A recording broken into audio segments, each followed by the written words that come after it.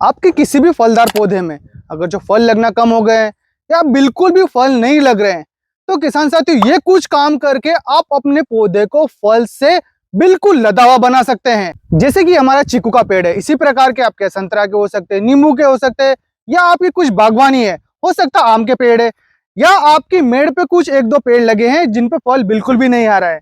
तो यहाँ पर हमें सबसे पहला कार्य करना है कि इसमें जो टहनियां अगर जो मर चुकी है, यहाँ पर एक्स्ट्रा लगी हुई है, तो कई बार ये फंगस से फैलाती है, या फिर ऐसा लग रहा है कि पौधा काफी घना हो गया है और पत्ते ही पत्ते दिख रहे हैं, तो कोशिश कीजिए यहाँ पर उसकी कुछ टहनियां बीच में से काट दी जाए या बगल में से उसकी कुछ टहनियां निकाल दीजिए, जिससे पौधे में क्या होगा कि हवा का संचार काफी अच्छा होगा और फंगस का अटैक भी कम होगा।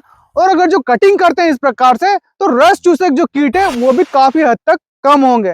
तो यहाँ पर सबसे पहले हमें करना है स्प्रे, जिसमें हमें लेना है कॉपर ऑक्सीक्लोराइड 10 लीटर पानी में 30 ग्राम, और इसी के साथ लेना है स्ट्रेप्टोसाइकिल 1 ग्राम। 10 लीटर पानी में मिलाना है दोनों को और अपने पौधे पर छिड़काव कर दें।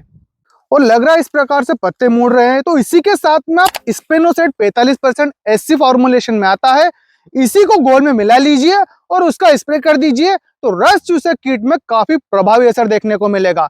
साथ में एक कार्य और करना है हमें, जो कॉपर ऑक्सीक्लोराइड है इसको चूने में मिला लीजिए और जमीन की सतह से हमें 2 से 2.5 फीट तक उसको पोत देना है यहाँ पर तने पर। तो ये भी आपके जो पौधा है उसमें फल लगने की प्रक्रिया को काफी तेजी से और अच्छे से बढ़ाएगा।